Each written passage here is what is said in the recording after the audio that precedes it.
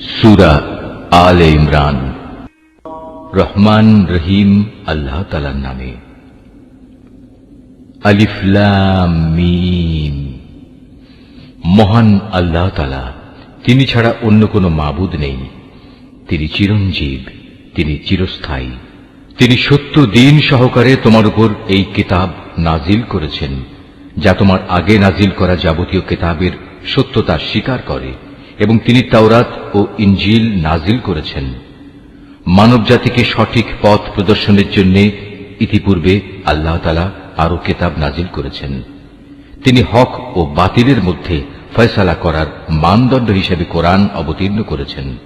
তা সত্ত্বেও যারা আল্লাহ তাআলার নিদর্শন সমূহকে অস্বীকার করবে, তাদের জন্য রয়েছে কঠোর শাস্তি। আল্লাহ তাআলা অসীম ক্ষমতার মালিক, তিনি চরম প্রতিশোধ গ্রহণকারীও বটে। আল্লাহ তাআলার কাছে আকাশমালা ও ভূখণ্ডের কোন তথ্যই গোপন নেই। তিনি তো সেই মহান সত্তা, যিনি মায়ের পেটে থাকতেই তার ইচ্ছা মতো তোমাদের আকৃতি গঠন করেছেন। আসলেই আল্লাহ তাআলা ছাড়া দ্বিতীয় কোনো মাবুদ নেই। তিনি প্রচন্ড ক্ষমতাশালী এবং প্রবল প্রজ্ঞাময়। তিনি সেই মহান সত্তা। তিনি তোমার উপর এই কিতাব নাজিল করেছেন। এই কিতাবে দু ধরনের আয়াত রয়েছে। এর কিছু হচ্ছে সুস্পষ্ট দ্ব্যর্থহীন আয়াত, সেগুলি হচ্ছে কিতাবের মৌলিক অংশ। এছাড়া বাকি আয়াতগুলো হচ্ছে রূপক বর্ণনায় বর্ণিত মানুষের মাঝে যাদের অন্তরে বক্রতা রয়েছে। তারা এগুলোকে কেন্দ্র করেই নানা ধরনের ফিতনা ফাসাদ সৃষ্টি করা এবং আল্লাহর কিতাবের অপব্যাখ্যা করার উদ্দেশ্যে এসব রূপক আয়াত থেকে কিছু অংশের অনুসরণ করে। মূলত এসব রূপক বিষয়ের ব্যাখ্যা আল্লাহ তাআলা ছাড়া আর কেউ জানে না। এ কারণেই যাদের মধ্যে জ্ঞানের গভীরতা আছে, সেসব ব্যক্তি বলে, আমরা এর সবটুকুর উপর ঈমান এনেছি। এগুলো সবই তো আমাদের মালিকের পক্ষ থেকে আমাদের দেয়া হয়েছে। সত্য কথা হচ্ছে, আল্লাহর হেদায়েতে প্রজ্ঞা সম্পন্ন লোকেরাই কেবল শিক্ষা গ্রহণ করে থাকে। তারা আরো বলে, হে আমাদের মালিক, একবার যখন তুমি আমাদের সঠিক পথের দিশা দিয়েছ, তখন আর তুমি আমাদের মনকে বাঁকা করে দিও না। একান্ত তোমার কাছ থেকে আমাদের প্রতি দয়া করো, কেননা যাবতীয় দয়ার মালিক তো তুমি। হে আমাদের মালিক, তুমি অবশ্যই সমগ্র মানব জাতিকে তোমার সামনে হিসাব নিকাশের জন্য একদিন একত্রিত করবে। এতে কোন রকম সন্দেহ নাই। নিঃসন্দেহে আল্লাহ তাআলা কখনোই ওয়াদা ভঙ্গ করেন না। যারা আল্লাহ তাআলা ও তাঁর বিধান অস্বীকার করেছে, তাদের ধন সম্পদ ও সন্তান সন্ততি আল্লাহর আযাব থেকে তাদের বাঁচানোর ব্যাপারে কোনই উপকারে আসবে না। পরিণামে তারাই হবে জাহান্নামের ইন্ধন। তাদের পরিণতি হবে ফিরআউন ও তাদের পূর্ববর্তী নাফরমান জাতিসমূহের মতো। তারা আমার আয়াতসমূহ মিথ্যা প্রতিপন্ন করেছিল। অতএব তাদের অপরাধের কারণে আল্লাহ তাআলা তাদের শক্ত করে পাকড়াও করলেন। বস্তুত শাস্তি প্রয়োগে আল্লাহ তাআলা অত্যন্ত কঠোর। হে নবী, যারা আল্লাহকে অস্বীকার করে সেসব বিদ্রোহী কাফেরদের তুমি বলে দাও, অচিরেই তোমরা এই দুনিয়ায় লাঞ্ছিত পরাজিত হবে এবং পরকালে তোমাদের জাহান্নামের আগুনের কাছে জড়ো করা হবে। আর জাহান্নাম তা তো হচ্ছে অত্যন্ত নিকৃষ্ট অবস্থান। সে দল দুটোর মধ্যে তোমাদের জন্য শিক্ষণীয় কিছু নিদর্শন মজুদ ছিল, যারা বদরের সম্মুখ সমরে একে অপরের সামনাসামনি হয়েছিল। এদের মধ্যে এক বাহিনী লড়ছিল আল্লাহর দ্বীনের পথে, আর অপর বাহিনীটি ছিল অবিশ্বাসী কাফেরদের। এই সম্মুখ সমর তারা চর্মচক্ষু দিয়ে তাদের প্রতিপক্ষকে তাদের দ্বিগুণ দেখতে পাচ্ছিল। তারপরেও আল্লাহ তাআলা যাকে চান তাকে সাহায্য ও বিজয় দান করেন। এসব ঘটনার মাঝে সেসব লোকের জন্য অনেক কিছু শেখার আছে, যারা অন্তর্দৃষ্টি সম্পন্ন। নারী জাতি, সন্তান সন্ততি, কাঁড়ি কাঁড়ি সোনা রূপা, পছন্দসই ঘোড়া, গৃহপালিত জন্তু ও জমিনের ফসল সব সময়ই মানব সন্তানের জন্য লোভনীয় করে রাখা হয়েছে। এসব হচ্ছে পার্থিব জীবনের ভোগের সামগ্রী মাত্র। স্থায়ী জীবনের উৎকৃষ্ট আশ্রয় তো একমাত্র আল্লাহ তাআলার কাছে রয়েছে। হে নবী, তুমি তাদের বলো, আমি কি তোমাদের এর চাইতে উৎকৃষ্ট কোন বস্তুর কথা বলবো?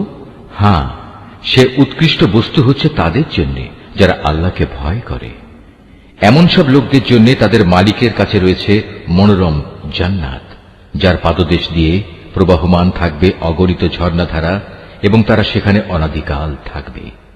আরো থাকবে তাদের পূত পবিত্র সঙ্গী ও সঙ্গিনীরা। সর্বোপরি থাকবে আল্লাহ তাআলার অনাবিল সন্তুষ্টি। আল্লাহ তাআলা নিজ বান্দাদের কার্যকলাপের উপর সর্বদা সতর্ক দৃষ্টি রাখেন।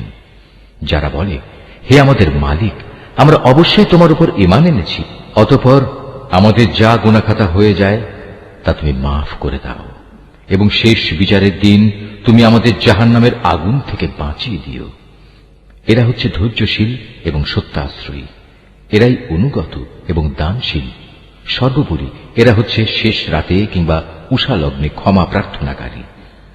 আল্লাহ তাআলা স্বয়ং সাক্ষ্য দিচ্ছেন, তিনি ছাড়া অন্য কোনো মাবুদ নেই। ফেরেশতারা এবং জ্ঞানবান মানুষেরাও এই একই সাক্ষ্য দিচ্ছে। আল্লাহ তাআলাই একমাত্র ন্যায় ও ইনসাফ কার্যকর করেন। তিনি ছাড়া দ্বিতীয় কোনো মাবুদ নাই। তিনি পরাক্রমশালী, তিনি প্রজ্ঞাময়। নিঃসন্দেহে মানুষের জীবন বিধান হিসেবে আল্লাহ তাআলার কাছে ইসলামই একমাত্র গ্রহণযোগ্য ব্যবস্থা। যাদের আল্লাহর পক্ষ থেকে কিতাব দেওয়া হয়েছিল, তারা এই জীবন বিধান থেকে বিচ্যুত হয়ে নিজেরা একে অপরের প্রতি বিদ্বেষ ও হিংসার বশবর্তী হয়ে বিভিন্ন দলে উপদলে বিভক্ত হয়ে মতানৈক্যে লিপ্ত হয়ে পড়েছিল। তাও আবার তাদের কাছে আল্লাহর পক্ষ থেকে সঠিক জ্ঞান আসার পর যে ব্যক্তি আল্লাহর বিধান অস্বীকার করবে, তার জানা উচিত অবশ্যই আল্লাহ তাআলা দ্রুত হিসাব গ্রহণকারী। যদি এসব মানুষ তোমার সাথে এ ব্যাপারে কোনরূপ বিতর্কে লিপ্ত হয়, তাহলে তুমি তাদের বলে দাও, আমি এবং আমার অনুসারীরা সবাই আল্লাহর কাছে আত্মসমর্পণ করে নিয়েছি।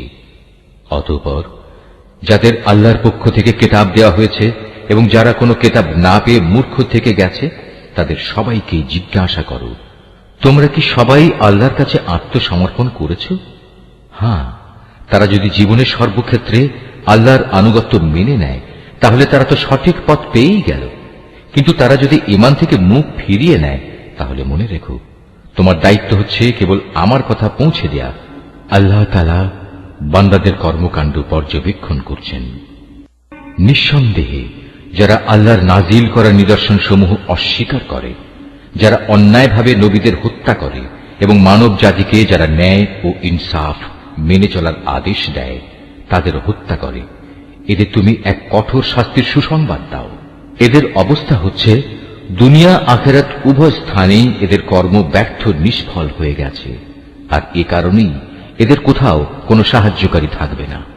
হে নবী, তুমি তাদের সম্পর্কে চিন্তা করে দেখেছ কি, যাদের আমার কিতাবের কিছু অংশ দেয়া হয়েছিল, অতঃপর তাদের যখন আল্লাহর কিতাবের সে অংশের দিকে ডাকা হলো যা তাদের মধ্যকার অমীমাংসিত বিষয়সমূহের মীমাংসা করে দেবে, তখন তাদের একদল লোক এ হেদায়েত থেকে মুখ ফিরিয়ে নিল। মূলত এরাই হচ্ছে সেসব লোক যারা আল্লাহর ফয়সালা থেকে পরান্মুখ থাকে। এটা এ কারণে যে এ নির্বোধ লোকেরা বলে, দোজখের আগুন আমাদের শরীর কখনো স্পর্শ করবে না, আর যদি একান্ত করেও তা হবে হাতে গোনা কয়েকটি দিনের ব্যাপার মাত্র। মূলত তাদের নিজেদের ধর্ম বিশ্বাসের মাঝে নিজেদের মন গড়া ধারণাই তাদের প্রতারিত করে রেখেছে। অতঃপর সেদিন অবস্থান কেমন হবে, যেদিন আমি সমগ্র মানব সন্তানকে একত্রিত করব, যেদিন সম্পর্কে কোনো দ্বিধা সন্দেহের অবকাশ নেই। সেদিন প্রত্যেক মানব সন্তানকেই তার নিজস্ব অর্জিত বিনিময় পুরোপুরি দিয়ে দেয়া হবে, এবং সেদিন কার উপর বিন্দুমাত্র জুলুম করা হবে না। হে নবী, তুমি বলো, হে রাজাধিরাজ মহান আল্লাহ, তুমি যাকে ইচ্ছা তাকে সাম্রাজ্য দান করো, আবার যার কাছ থেকে চাও তা কেড়েও নিয়ে যাও। যাকে ইচ্ছা তুমি সম্মানিত করো, যাকে ইচ্ছা তুমি অপমানিত করো। সব রকমের কল্যাণ তো তোমার হাতেই নিবদ্ধ। নিশ্চয়ই তুমি সবকিছুর উপর একক ক্ষমতাবান। তুমি রাতকে দিনের মাঝে শামিল করো, আবার দিনকে রাতের ভেতর শামিল করো। প্রাণহীন বস্তু থেকে তুমি যেমন প্রাণের আবির্ভাব ঘটাও, আবার প্রাণহীন অসাড় বস্তু বের করে আনো প্রাণ সর্বস্ব জীব থেকে, এবং যাকে ইচ্ছা তুমি বিনা হিসেবে রিজিক দান করো। ইমানদার ব্যক্তিরা কখনো ইমানদারদের বদলে অবিশ্বাসী কাফেরদের নিজেদের বন্ধু বানাবে না। যদি তোমাদের কেউ তা করে, তবে আল্লাহর সাথে তার কোনো সম্পর্কই থাকবে না। হ্যাঁ, তাদের কাছ থেকে কোনো আশঙ্কা থাকলে তোমরা নিজেদের বাঁচাতে গেলে ভিন্ন কথা। আল্লাহ তাআলা তো বরং তার নিজের ব্যাপারেই তোমাদের ভয় দেখাচ্ছেন বেশি, কারণ তোমাদের আল্লাহর কাছেই ফিরে যেতে হবে। হে নবী, তুমি বলো, তোমরা তোমাদের মনের ভেতর কিছু গোপন করে রাখো কিংবা তা সবার সামনে প্রকাশ করে দাও, তা আল্লাহ তাআলা ভালোভাবে অবগত হন। আসমান, জমিন ও এর আভ্যন্তরীণ সবকিছু তিনি জানেন। সর্বোপরি আল্লাহ তাআলা সৃষ্টি লোকের সবকিছুর উপর ক্ষমতাবান। তিনি সকল শক্তির আধার। যেদিন প্রত্যেকেই তার ভালো কাজ সামনে হাজির দেখতে পাবে, যে ব্যক্তির কৃতকর্ম খারাপ থাকবে সে সেদিন কামনা করতে থাকবে যে তার মধ্যে এবং বিচারের এই দিনটির মাঝে যদি দুস্তর একটা তফাৎ থাকত।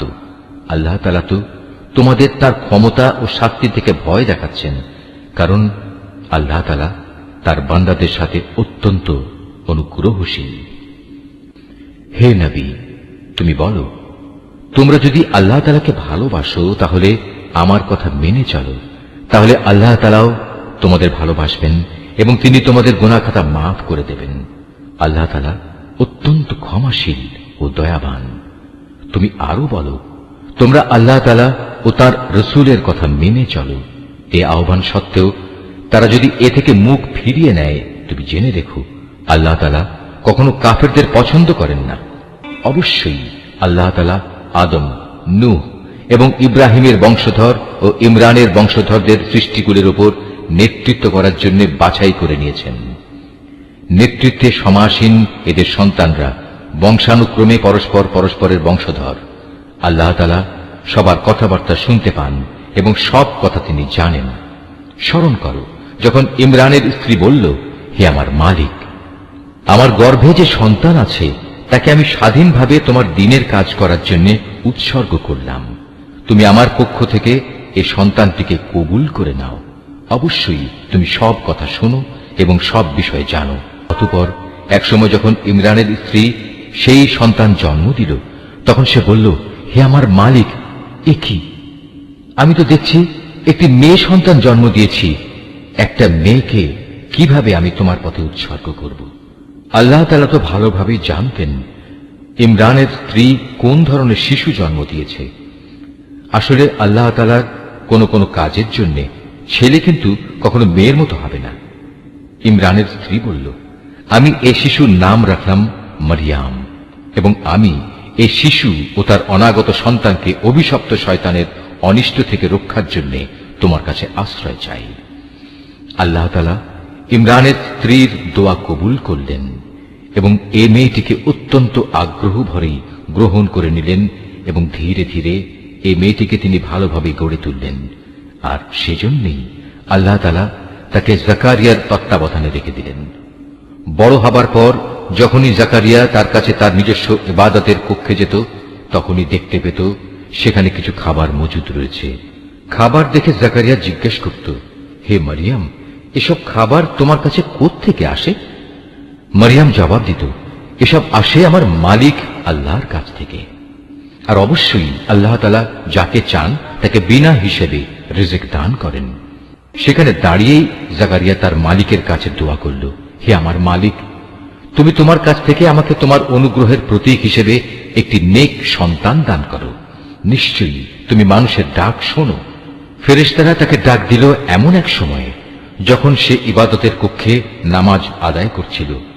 ফেরেশতারা বলল, হে জাকারিয়া, আল্লাহ তাআলা তোমার ডাক শুনেছেন। অবশ্যই আল্লাহ তাআলা তোমাকে ইয়াহিয়ার জন্ম সম্পর্কে সুসংবাদ দিচ্ছেন।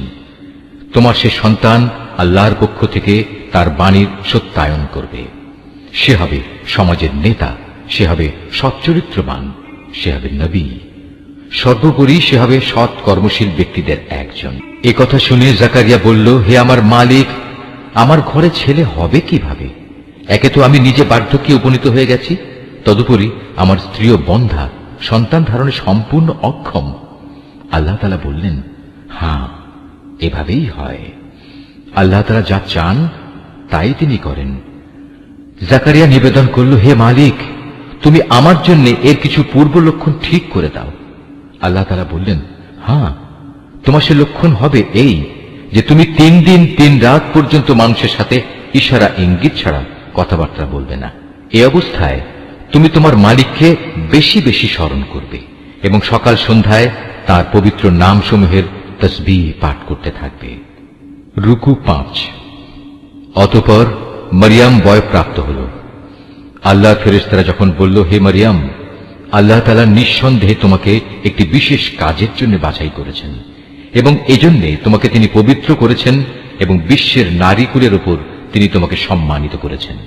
হে মরিয়ম, এর যোগ্য হওয়ার জন্য তুমি সর্বদা তোমার মালিকের অনুগত হও, তার কাছে আনুগত্যের মাথা নত করো। রুকুকারীদের সাথে তুমিও আল্লাহর সামনে রুকু করো। হে নবী, এ সবই ছিল তোমার জন্য অদৃশ্য লোকের সংবাদ। আমি এগুলো তোমাকে ওহির মাধ্যমে জানিয়েছি, নতুবা তুমি তো সেখানে তাদের পাশে হাজির ছিলে না, বিশেষ করে যখন ইবাদতখানার পুরোহিতরা মরিয়মের পৃষ্ঠপোষক কে হবে এটা নির্বাচনের জন্য ভাগ্যরেখায় কলম নিক্ষেপ করেছিল, আর তুমি তাদের ওখানে উপস্থিত ছিলে না যখন তারা বিতর্ক করছিল। অতঃপর ফেরেশতারা বলল, হে মরিয়ম, অবশ্যই আল্লাহ তাআলা তোমাকে একটি পুত্র সন্তানের জন্ম সংক্রান্ত নিজস্ব এক বাণীর সুসংবাদ দিচ্ছেন। তার নাম হবে মসীহ। সে পরিচিত হবে মরিয়মের পুত্র ঈসা হিসাবে। দুনিয়া আখিরাতের উভয় স্থানেই সে সম্মানিত হবে। সে হবে আল্লাহর সান্নিধ্যপ্রাপ্ত ব্যক্তিদের অন্যতম। সে দোলনায় থাকা অবস্থায় যেমন মানুষের সাথে কথা বলতে পারবে, পরিণত বয়সেও তেমনি ভাবে তাদের সাথে কথা বলবে। বস্তুত সে হবে নেককার মানুষদের একজন। মরিয়ম বলল, হে আমার মালিক, আমার গর্ভে সন্তান আসবে কোত্থেকে? আমাকে তো কখনো কোনো মানব সন্তান স্পর্শ পর্যন্ত করেনি। আল্লাহ তাআলা বললেন, এভাবেই আল্লাহ তাআলা যাকে চান তাকে চিরাচরিত নিয়ম ছাড়াই পয়দা করেন। তিনি যখন কোনো কাজ করার সিদ্ধান্ত নেন তখন শুধু তাকে বলেন, হয়ে যাও, অতঃপর সাথে সাথে তা সংঘটিত হয়ে যায়। ফেরেশতারা মরিয়মকে বলল, তোমার সন্তানকে আল্লাহ তাআলা তাঁর কিতাব ও প্রজ্ঞার বিষয়গুলো শেখাবেন, সাথে সাথে তিনি তাকে তাওরাত এবং ইনজিলও শিক্ষা দেবেন। আল্লাহ তাআলা তাকে বনী ইসরাঈলদের কাছে রসুল করে পাঠালেন। অতঃপর সে আল্লাহ রসুল হয়ে তাদের কাছে এসে বলল, আমি নিঃসন্দেহে তোমাদের মালিকের কাছ থেকে নবুয়তের কিছু নিদর্শন নিয়ে এসেছি। সেই নিদর্শনগুলো হচ্ছে, আমি তোমাদের জন্য মাটি দ্বারা পাখির মতো করে একটি আকৃতি গঠন করব এবং পরে তাতে ফুঁ দেব। অতঃপর তোমরা দেখবে এই আকৃতিটি আল্লাহর ইচ্ছায় জীবন্ত পাখি হয়ে যাবে, আর জন্মান্ধ এবং কুষ্ঠ রোগীকেও সুস্থ করে দেব। আল্লাহর ইচ্ছায় এভাবে আমি মৃতকেও জীবিত করে দেব। আমি তোমাদের আরো বলে দেব, তোমরা নিজের ঘরে কি কি জিনিস খাও, আবার কি জিনিস না খেয়ে জমা করে রাখো। মূলত তোমরা যদি আল্লাহর উপর ঈমান আনো তাহলে নিঃসন্দেহে এতে তোমাদের জন্য নিদর্শন রয়েছে। মসীহ ঈসা ইবনে মরিয়ম আরো বলবে, তাওরাতের যে বাণী আমার কাছে রয়েছে আমি তার সত্যায়নকারী। তাছাড়া তোমাদের উপর হারাম করে রাখা হয়েছে এমন কতিপয় জিনিসও আমি তোমাদের জন্য হালাল করে দেব, এবং আমি তোমাদের মালিকের পক্ষ থেকে এই নিদর্শন নিয়েই এসেছি। অতএব তোমরা আল্লাহকে ভয় করো এবং আমার আনুগত্য করো।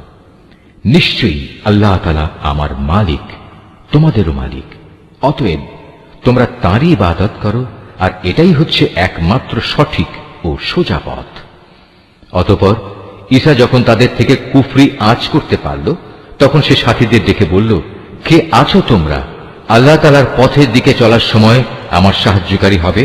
হাওয়ারীরা বলল, হ্যাঁ, আমরাই হব আল্লাহর সাহায্যকারী। আমরা আল্লাহর উপর ঈমান এনেছি। হে ঈসা, তুমি সাক্ষী থাকো, আমরা সবাই এক একজন অনুগত বান্দা। হাওয়ারীরা বলল, হে আল্লাহ, তুমি যা কিছু নাজিল করেছ আমরা তার উপর ঈমান এনেছি এবং আমরা রসুলের কথাও মেনে নিয়েছি। সুতরাং তুমি সত্যের পক্ষে সাক্ষ্যদাতাদের সাথে আমাদের নাম লিখে দাও। অতঃপর বনী ইসরাঈলের লোকেরা আল্লাহর নবীর বিরুদ্ধে দারুণ শঠতা করল, তাই আল্লাহ কৌশলের পন্থা গ্রহণ করলেন। বস্তুত আল্লাহ তাআলাই হচ্ছেন সর্বোত্তম কৌশলী। যখন আল্লাহ তাআলা বললেন, হে ঈসা, আমি তোমার এই দুনিয়ার জীবন কাটানোর কাল শেষ করতে যাচ্ছি এবং বর্তমান পরিস্থিতিতে আমি তোমাকে আমার কাছে তুলে আনব। যারা তোমাকে মেনে নিতে অস্বীকার করছে তাদের যাবতীয় পাপ থেকেও আমি তোমাকে পবিত্র করে নেব। আর যারা তোমাকে অনুসরণ করছে তাদের আমি কিয়ামত পর্যন্ত এই অস্বীকারীদের উপর বিজয়ী করে রাখব। অতঃপর তোমাদের সবাইকে আমার কাছেই ফিরে আসতে হবে। সেদিন ঈসা সম্পর্কিত যেসব বিষয়ে তোমরা মতবিরোধে লিপ্ত ছিলে তার সবকটি বিষয়ই আমি তোমাদের মাঝে মীমাংসা করে দেব। যারা আমার বিধান অস্বীকার করেছে আমি তাদের এই দুনিয়ায় অপমান ও আখিরাতে আগুনে দগ্ধ হওয়ার কঠোরতর শাস্তি দেব। এ থেকে বাঁচানোর মতো সেদিন তাদের কোনো সাহায্যকারী থাকবে না। অপরদিকে যারা আল্লাহর উপর ঈমান এনেছে এবং ভালো কাজ করেছে অতঃপর আল্লাহ তাদের সবাইকে তাদের পাওনা পুরোপুরি আদায় করে দেবেন। আল্লাহ তাআলা জালেমদের কখনো ভালোবাসেন না। এই কিতাব যা আমি তোমাকে পড়ে শোনাচ্ছি তা হচ্ছে আল্লাহর নিদর্শন ও জ্ঞানপূর্ণ উপদেশ বিশেষ। সত্য কথা হচ্ছে আল্লাহ তাআলার কাছে ঈসার উদাহরণ হচ্ছে প্রথম মানুষ আদমের মতো। তাকেও আল্লাহ তাআলা মাতা পিতা ছাড়া সরাসরি মাটি থেকে পয়দা করেছেন। তারপর তাকে বললেন, এবার তুমি মানুষে পরিণত হয়ে যাও। সাথে সাথে তা মানুষ হয়ে গেল। এ হচ্ছে তোমার মালিক আল্লাহর পক্ষ থেকে আসা সত্য প্রতিবেদন। অতঃপর তোমরা কখনো সেসব দলে সামিল হও না যারা ঈসার ব্যাপারে নানা রকম সন্দেহ পোষণ করে। এ বিষয়ে আল্লাহর কাছ থেকে সঠিক জ্ঞান আসার পরেও যদি কেউ তোমার সাথে খামোখা ঝগড়া বিবাদ ও তর্ক করতে চায় তাহলে তুমি তাদের বলে দাও, এসো আমরা সবাই এ ব্যাপারে একমত হই। আমরা আমাদের ছেলেদের ডাকবো এবং তোমাদের ছেলেদেরও ডাকবো। একইভাবে আমরা ডাকবো আমাদের নারীদের এবং তোমাদের নারীদেরও। সাথে সাথে আমরা আমাদের নিজেদের এবং তোমাদেরও একসাথে জড়ো হওয়ার জন্য ডাক দেব। অতঃপর সবাই এক জায়গায় জড়ো হলে আমরা বিনীতভাবে আবেদন করব, আমাদের মধ্যে যে মিথ্যাবাদী তার উপর আল্লাহর অভিশাপ বর্ষিত হোক। এ হচ্ছে সঠিক ও নির্ভুল ঘটনা। আল্লাহ তাআলা ছাড়া দ্বিতীয় কোনো মাবুদ নাই। নিঃসন্দেহে আল্লাহ তাআলা পরম শক্তিশালী ও প্রজ্ঞাময়। অতঃপর তারা যদি এ চ্যালেঞ্জ থেকে মুখ ফিরিয়ে নেয় তাহলে তারা যেন জেনে রাখে আল্লাহ তাআলা কলহ সৃষ্টিকারীদের ভালো করেই জানেন। হে নবী, তুমি বলো, হে কিতাবধারীরা, এসো আমরা উভয় একমত হই এমন এক কথায় যা আমাদের কাছে এক ও অভিন্ন, এবং সে কথাটি হচ্ছে আমরা উভয়ই আল্লাহ তাআলা ছাড়া অন্য কারো ইবাদত করব না এবং তার সাথে অন্য কিছুকে অংশীদার বানাবো না। সর্বোপরি এক আল্লাহ তাআলা ছাড়া আমরা আমাদের মাঝেও একে অপরকে প্রভু বলে মেনে নেব না। অতঃপর তারা যদি এ থেকে মুখ ফিরিয়ে নেয় তাহলে তাদের তুমি বলে দাও, তোমরা সাক্ষী থেকো, আমরা আল্লাহর সামনে আনুগত্যের মাথা নত করে দিয়েছি। তুমি আরো বলো, হে কিতাবধারীরা, তোমরা ইব্রাহিম সম্পর্কে আমাদের সাথে অযথা কেন তর্ক করো, অথচ তোমরা জানো তাওরাত ও ইনজিল তার অনেক পরে নাজিল করা হয়েছে।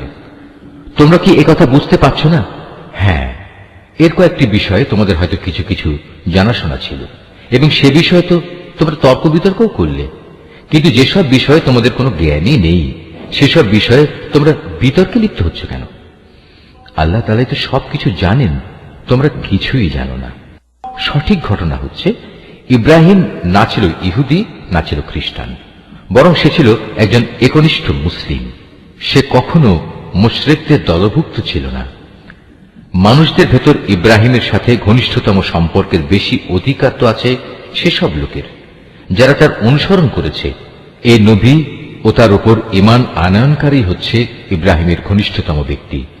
মূলত আল্লাহ তাআলা একমাত্র তাদেরই সাহায্যকারী পৃষ্ঠপোষক যারা তার উপর ঈমান আনে। এই কিতাবধারীদের একটি দল বিভ্রান্তি সৃষ্টি করে তোমাদের কোনো না কোনোভাবে পথভ্রষ্ট করে দিতে চায়, যদিও তাদের এ বোধটুকু নেই যে তাদের এসব কর্মপন্থা তাদের নিজেদের ছাড়া অন্য কোনো ব্যক্তিকেই পথভ্রষ্ট করতে পারবে না। হে কিতাবধারীরা, তোমরা জেনে বুঝে কেন আল্লাহর আয়াত ও তার বিধান অস্বীকার করছো, অথচ এই ঘটনাসমূহের সত্যতার সাক্ষ্য তো তোমরা নিজেরাই বহন করছো। হে কিতাবধারীরা, কেন তোমরা হককে বাতিলের সাথে মিশিয়ে দিচ্ছ? এতে করে তোমরা তো সত্যকেই গোপন করে দিচ্ছ, অথচ এটা যে সত্যের একান্ত পরিপন্থী তা তোমরা ভালো করেই জানো। আহলে কিতাবদের মধ্যে থেকে একদল নির্বোধ তাদের নিজেদের লোকদের বলে, মুসলমানদের উপর যা কিছু অবতীর্ণ হয়েছে তোমরা সকালবেলায় তার উপর ঈমান আনো এবং বিকেল বেলায় গিয়ে তা অস্বীকার করো। এর ফলে তারা সম্ভবত ঈমান থেকে ফিরে আসবে। যারা তোমাদের জীবন বিধানের অনুসরণ করে এমন সব লোকজন ছাড়া অন্য কারো কথাই তোমরা মেনে নিও না। হে নবী, তুমি বলে দাও, একমাত্র হেদায়েত হচ্ছে আল্লাহর হেদায়েত।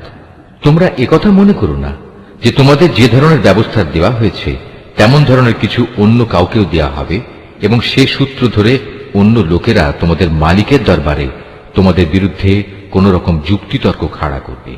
হে নবী, তুমি তাদের বলে দাও, হেদায়েতের এ অনুগ্রহ তো আল্লাহর হাতেই। তিনি যাকে ইচ্ছা তাকেই তা দান করেন। আল্লাহ তাআলা বিশাল প্রজ্ঞা সম্পন্ন। নিজের দয়া দিয়ে তিনি যাকে ইচ্ছা তাকে হিদায়াতের জন্য খাস করে নেন। বস্তুত আল্লাহ তাআলা হচ্ছেন অসীম দয়া ও অনুগ্রহের মালিক। আহলে কিতাবদের মধ্যে এমন লোকও আছে, তুমি যদি তাদের কাছে ধন সম্পদের এক স্তূপ আমানত রাখো, তারা চাওয়া মাত্রই তা তোমাকে ফেরত দেবে। আবার এদের মধ্যে এমন কিছু লোকও আছে যাদের কাছে যদি একটি দিনারও তুমি রাখো, তারা তা তোমাকে ফিরিয়ে দেবে না। হ্যাঁ, যদি এজন্য তোমরা তাদের উপর চেপে বসতে পারো তাহলে সেটা ভিন্ন। এটা এই কারণে যে এরা বলে, এই অইহুদি অশিক্ষিত লোকদের ব্যাপারে আমাদের উপর কোনো বাধ্যবাধকতা নেই। এভাবেই এরা বুঝে শুনে আল্লাহর উপর মিথ্যা কথা বলে। অবশ্য যে ব্যক্তি আল্লাহর সাথে সম্পাদিত প্রতিশ্রুতি রক্ষা করে চলে, অতঃপর সে ব্যাপারে সাবধানতা অবলম্বন করে, তাদের জন্য সুখবর হচ্ছে আল্লাহ তাআলা সাবধানী লোকদের খুব ভালোবাসেন। যারা নিজেদের আল্লাহর সাথে সম্পাদিত প্রতিশ্রুতি ও শপথ সমূহ সামান্য বৈষয়িক মূল্যে বিক্রি করে দেয়, পরকালে তাদের জন্য আল্লাহর পুরস্কারের কোনো অংশই থাকবে না। সেদিন এদের সাথে আল্লাহ তাআলা কোনো কথাবার্তা বলবেন না, এমনকি সেদিন আল্লাহ তাআলা তাদের দিকে তাকিয়েও দেখবেন না এবং আল্লাহ তাআলা তাদের পাক পবিত্রও করবেন না। সত্যি এদের জন্য রয়েছে কঠোর পীড়াদায়ক আযাব। এদের মধ্যে এমন কিছু লোকও আছে যারা কিতাবের কোনো অংশ যখন পড়ে তখন নিজেদের জিহ্বাকে এমনভাবে এদিক সেদিক করে নেয় যাতে তোমরা মনে করতে পারো যে সে সত্যি বুঝি তা কিতাবের কোনো অংশ, কিন্তু তা কিতাবের কোনো অংশই নয়। তারা আরো বলে এটা আল্লাহর কাছ থেকেই এসেছে, কিন্তু আসলে তা আল্লাহর কাছ থেকে আসা কিছু নয়। এরা জেনে শুনে আল্লাহর উপর মিথ্যা কথা বলে চলেছে। কোন মানব সন্তানের পক্ষেই এটা সম্ভব নয় যে আল্লাহ তাআলা তাকে তার কিতাব, প্রজ্ঞা ও নবুয়ত দান করবেন। অতঃপর সে লোকদের ডেকে বলবে, তোমরা আল্লাহকে ছেড়ে এখন সবাই আমার বান্দা হয়ে যাও। বরং সে তো নবুয়ত প্রাপ্তির পর এ কথাই বলবে, তোমরা সবাই তোমাদের মালিকের বান্দা হয়ে যাও। এটা এই কারণে যে তোমরাই মানুষদের এই কিতাব শেখাচ্ছিলে এবং তোমরা নিজেরাও তাই অধ্যয়ন করছিলে। আল্লাহর ফেরেশতা ও তার নবীদের প্রতিপালক রূপে স্বীকার করে নিতে এ ব্যক্তি তোমাদের কখনো আদেশ দেবে না। একবার আল্লাহর অনুগত মুসলমান হবার পর সে কিভাবে তোমাদের পুনরায় কুফরির আদেশ দিতে পারে? আল্লাহ তাআলা যখন তার নবীদের কাছ থেকে প্রতিশ্রুতি নিয়েছিলেন তখন তিনি বলেছিলেন, এ হচ্ছে কিতাব ও তার ব্যবহারিক জ্ঞান কৌশল যা আমি তোমাদের দান করলাম।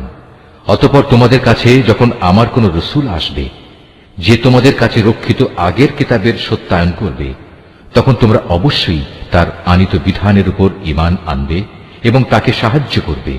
আল্লাহ তাআলা জিজ্ঞাসা করলেন, তোমরা কি এ কথার উপর আমার অঙ্গীকার গ্রহণ করেছ? তারা বলল, হ্যাঁ, আমরা মেনে চলার অঙ্গীকার করছি। আল্লাহ তাআলা বললেন, তাহলে তোমরা সাক্ষী থেকো এবং আমিও তোমাদের সাথে এই অঙ্গীকারে সাক্ষী হয়ে রইলাম। অতঃপর যারা তা ভঙ্গ করে এ থেকে মুখ ফিরিয়ে নেবে তারা অবশ্যই বিদ্রোহী বলে পরিগণিত হবে। তারা কি আল্লাহর দেয়া জীবন ব্যবস্থার বদলে অন্য কোনো বিধানের সন্ধান করছে? অথচ আসমান জমিনে যা কিছু আছে, ইচ্ছায় হোক কিংবা অনিচ্ছায় হোক, আল্লাহ তাআলার বিধানের সামনে আত্মসমর্পণ করে আছে এবং প্রত্যেককে তো তার কাছেই ফিরে যেতে হবে। হে নবী, তুমি বলো, আমরা আল্লাহর উপর ঈমান এনেছি আমাদের উপর যা নাজিল করা হয়েছে তার উপর, ইব্রাহিম, ইসমাইল, ইসহাক, ইয়াকুব ও তাদের অন্যান্য বংশধরদের প্রতি যা কিছু নাজিল করা হয়েছে তার উপরও আমরা ঈমান এনেছি। আমরা আরো ঈমান এনেছি মুসা, ঈসা এবং অন্য নবীদের তাদের মালিকের পক্ষ থেকে যা কিছু দেওয়া হয়েছে তার উপরও। আল্লাহর এ নবীদের কারো মাঝেই আমরা কোনো ধরনের তারতম্য করি না। মূলত আমরা সবাই হচ্ছি আল্লাহর কাছে আত্মসমর্পণকারী মুসলমান। যদি কেউ ইসলাম ছাড়া নিজের জন্য অন্য কোনো জীবন বিধান অনুসন্ধান করে, তবে তার কাছ থেকে সে উদ্ভাবিত ব্যবস্থা কখনো গ্রহণ করা হবে না। পরকালে সে চরম ব্যর্থ হবে। বলো, যারা ঈমানের আলো পাওয়ার পর কুফরি করেছে, আল্লাহ তাআলা তাদের কিভাবে আবার আলোর পথ প্রদর্শন করবেন? অথচ এর আগে এরাই সাক্ষ্য দিয়েছিল যে আল্লাহর রসুল সত্য এবং এ রসুলের মাধ্যমেই এদের কাছে উজ্জ্বল নিদর্শন সমূহ এসেছিল। আসলে আল্লাহ তাআলা কখনো সীমা লঙ্ঘনকারী ব্যক্তিদের সঠিক পথ প্রদর্শন করেন না। এসব সীমা লঙ্ঘনজনিত কার্যকলাপের একমাত্র প্রতিদান হিসেবে তাদের উপর আল্লাহ তাআলা তাঁর ফেরেশতা ও অন্য সব মানুষের অভিশাপ বর্ষিত হবে। সে অভিশপ্ত স্থান হচ্ছে জাহান্নাম। সেখানে তারা অনাদিকাল ধরে পড়ে থাকবে। এক মুহূর্তের জন্যও তাদের উপর শাস্তির মাত্রা কমানো হবে না, না আযাব থেকে তাদের একটুখানি বিরাম দেওয়া হবে। তবে তাদের কথা আলাদা, যারা এসব কিছুর পর তওবা করেছে এবং তারপর নিজেদের সংশোধন করে নিয়েছে। আল্লাহ তাআলা অবশ্যই ক্ষমাশীল ও পরম দয়ালু। কিন্তু যারা একবার ঈমান আনার পর কুফরির পথ অবলম্বন করেছে, অতঃপর তারা এই বেঈমানি কার্যকলাপ দিন দিন বাড়াতেই থেকেছে, আল্লাহর দরবারে তাদের তওবা কখনো কবুল হবে না, কারণ এ ধরনের লোকেরাই হচ্ছে পথভ্রষ্ট। রুকু 10। এটা সুনিশ্চিত, যারা আল্লাহ তাআলাকে অস্বীকার করেছে এবং কুফরি অবস্থায় তাদের মৃত্যু হয়েছে, তারা যদি নিজেদের আল্লাহর আযাব থেকে বাঁচানোর জন্য এক পৃথিবী পূর্ণ স্বর্ণ মুক্তিপণ হিসেবে খরচ করে, তবু তাদের কারো কাছ থেকে তা গ্রহণ করা হবে না। বস্তুত এরাই হচ্ছে সেসব হতভাগ্য ব্যক্তি যাদের জন্য রয়েছে মর্মন্তুদ আযাব, আর সেদিন তাদের কোনো সাহায্যকারীও থাকবে না। তোমরা কখনো যথার্থ নেকি অর্জন করতে পারবে না যতক্ষণ না তোমরা তোমাদের ভালোবাসার জিনিস আল্লাহর পথে ব্যয় করবে। মূলত তোমরা যা কিছুই ব্যয় করো, আল্লাহ তাআলা তা জানেন। আজ তোমাদের জন্য যেসব খাবার হালাল করা হয়েছে তা একসময় বনী ইসরায়েলদের জন্য হালাল ছিল, অবশ্য এমন দু একটা জিনিস বাদে যা তাওরাত নাজিল হওয়ার আগেই ইসরায়েল তার নিজের উপর হারাম করে রেখেছিল। তুমি বলো, সন্দেহ থাকলে যাও, তোমরা গিয়ে তাওরাত নিয়ে এসো এবং তা পড়ে শোনাও, যদি তোমরা তোমাদের দাবির ব্যাপারে সত্যবাদী হও। যারা এর পরেও আল্লাহর উপর মিথ্যা আরোপ করে, নিঃসন্দেহে তারা বড় জালেম। তুমি বলো, আল্লাহ তাআলা সত্য কথা বলেছেন, অতএব তোমরা সবাই নিষ্ঠার সাথে ইব্রাহিমের মতাদর্শ অনুসরণ করো। আর ইব্রাহিম কখনো আল্লাহর সাথে অংশীবাদীদের দলে সামিল ছিল না। নিশ্চয়ই গোটা মানব জাতির জন্য সর্বপ্রথম যে ঘরটি বানিয়ে রাখা হয়েছিল তা ছিল বাক্কায় তথা মক্কা নগরীতে। এ ঘরকে কল্যাণ, মঙ্গলময় এবং মানবকুলের দিশারি হিসেবেই বানানো হয়েছিল। এখানে রয়েছে আল্লাহ তাআলার সুস্পষ্ট নিদর্শন সমূহ। আরো রয়েছে সেই স্থান যেখানে ইব্রাহিম দাঁড়িয়েছিল। এই ঘরের বিশেষ মর্যাদা হচ্ছে, যে এখানে প্রবেশ করবে সে দুনিয়া আখিরাত উভয় স্থানে নিরাপদ হয়ে যাবে। দ্বিতীয় মর্যাদা হচ্ছে, মানব জাতির উপর আল্লাহর জন্য এই দায়িত্ব দেয়া হয়েছে যে যে ব্যক্তিরই এ ঘর পর্যন্ত পৌঁছার সামর্থ্য থাকবে সে যেন এই ঘরের হজ আদায় করে। আর যদি কেউ এ বিধান অস্বীকার করে, তার জেনে রাখা উচিত আল্লাহ তাআলা সৃষ্টিকুলের মোটেই মুখাপেক্ষী নন। হে নবী, তুমি বলো, হে আহলে কিতাবরা, তোমরা কেন জেনে বুঝে আল্লাহর আয়াত অস্বীকার করো, অথচ আল্লাহ তাআলাই তোমাদের যাবতীয় কাজের সাক্ষী।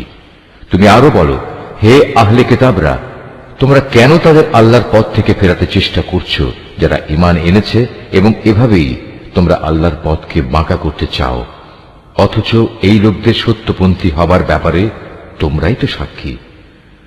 আল্লাহ তাআলা তোমাদের এই সব বিদ্রোহমূলক আচরণ সম্পর্কে মোটেই উদাসীন নন।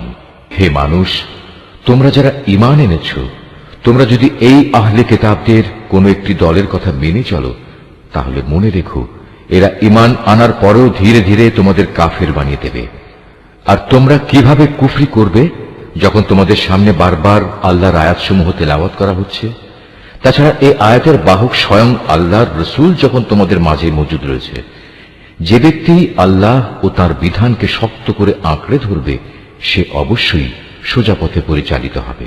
হে মানুষ, তোমরা যারা ঈমান এনেছ আল্লাহকে ভয় করো, ঠিক যতটুকু ভয় তাকে করা উচিত। আল্লাহর কাছে সম্পূর্ণ আত্মসমর্পণকারী না হয়ে তোমরা কখনো মৃত্যুবরণ করো না। তোমরা সবাই মিলে আল্লাহর রশিকে শক্ত করে আঁকড়ে ধরো এবং কখনো পরস্পর বিচ্ছিন্ন হয়েও না। তোমরা তোমাদের উপর আল্লাহর সেই নিয়ামতের কথা স্মরণ করো যখন তোমরা একে অপরের দুশমন ছিলে। অতঃপর আল্লাহ তাআলা তার দ্বীনের বন্ধন দিয়ে তোমাদের একের জন্য অপরের মনে ভালোবাসার সঞ্চার করে দিলেন। অতঃপর যুগ যুগান্তরের শত্রুতা ভুলে তোমরা আল্লাহর অনুগ্রহে একে অপরের ভাই হয়ে গেলে, অথচ তোমরা ছিলে হানাহানির অগ্নিকুণ্ডের প্রান্ত সীমায়। অতঃপর সেখান থেকে আল্লাহ তাআলা তার রহমত দিয়ে তোমাদের উদ্ধার করলেন। আল্লাহ তাআলা এভাবেই তার নিদর্শনসমূহ তোমাদের কাছে স্পষ্ট করে বর্ণনা করেন, যাতে করে তোমরা সঠিক পথের সন্ধান পেতে পারো।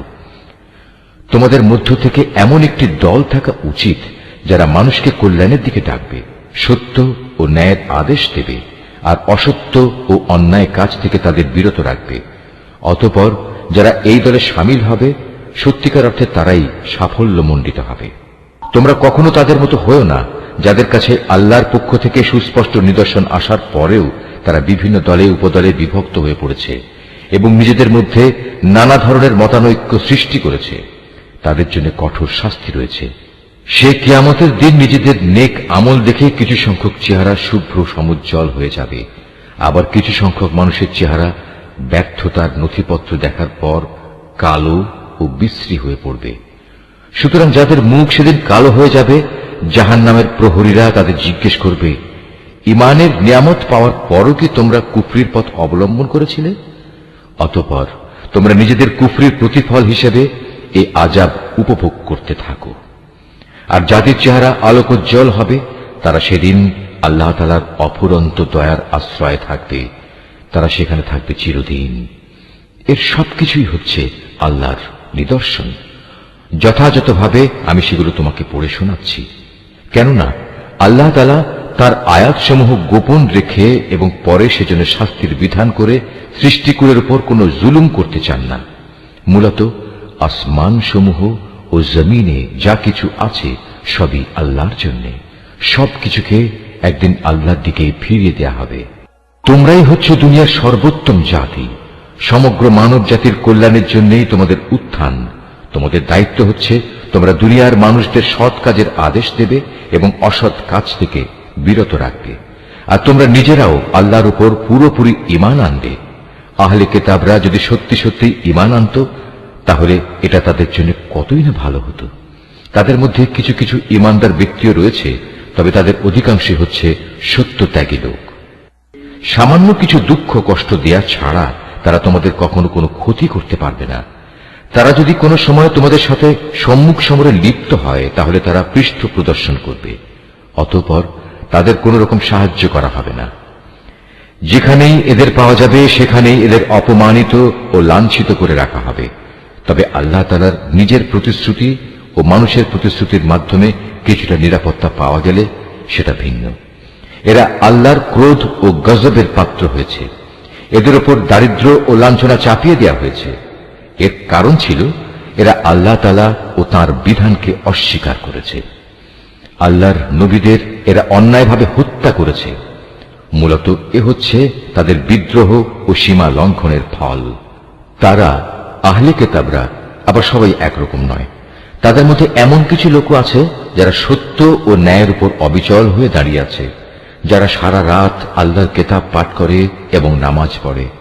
তারা আল্লাহ তাআলা ও শেষ বিচার দিনের উপর ঈমান রাখে এবং মানুষদের তারা ন্যায় কাজের আদেশ দেয় ও অন্যায় কাজ থেকে নিষেধ করে। সৎ কাজে এরা প্রতিযোগিতা করে। এ ধরনের মানুষেরাই হচ্ছে মূলত নেক লোকদের অন্তর্ভুক্ত। তারা যা কিছু ভালো কাজ করবে প্রতিদান দেওয়ার সময় তা কখনো অস্বীকার করা হবে না, কারণ আল্লাহ তাআলা পরেজগার লোকদের ভালো করেই জানেন। একথা সুনিশ্চিত যারা আল্লাহ তাআলাকে অস্বীকার করে তাদের ধন সম্পদ সন্তান সন্ততি আল্লাহ তাআলার মোকাবেলায় তাদের কোনোই উপকারে আসবে না, বরং তারা হবে নিশ্চিত জাহান্নামের অধিবাসী। সেখানে অনন্তকাল তারা পড়ে থাকবে। এ ধরনের লোকেরা এ দুনিয়ার জীবনে যা খরচ করে তার উদাহরণ হচ্ছে যারা নিজেদের উপর অবিচার করেছে সেই দলের শস্য ক্ষেত্রের উপর দিয়ে প্রবাহমান হিম শীতল তীব্র বাতাসের মতো, যা তাদের শস্য ক্ষেত্র বরবাদ করে দিয়ে গেল। মূলত আল্লাহ তাআলা তাদের উপর কোনোই অবিচার করেননি, বরং কুফরির পন্থা অবলম্বন করে এরা নিজেরাই নিজেদের উপর জুলুম করেছে। হে ঈমানদার ব্যক্তিরা, তোমরা কখনো নিজেদের দলভুক্ত লোকজন ছাড়া অন্য কাউকে নিজেদের অন্তরঙ্গ বন্ধু হিসেবে গ্রহণ করো না, কেননা এরা তোমাদের অনিষ্ট সাধনের কোনো পথই অনুসরণ করতে দ্বিধা করবে না। তারা তো তোমাদের ক্ষতি ও ধ্বংসই কামনা করে। তাদের জঘন্য প্রতিহিংসা ও বিদ্বেষ তাদের মুখ থেকেই এখন প্রকাশ পেতে শুরু করেছে।